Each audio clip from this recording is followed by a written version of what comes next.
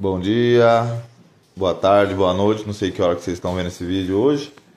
Mas estamos aqui, ó, com esse resfriador cooler da Chocadeira. Essa marca aqui, ó.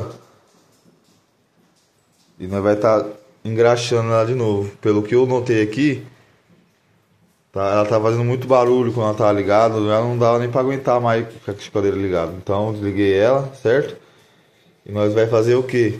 Vamos encher de graxa aqui de novo. E vamos ver se... Porque eu tô encanado, galera. Tô achando que esse buraco aqui tem que estar cheio de graxa. Vamos estar engraxando, ó. Pegando uma seringa.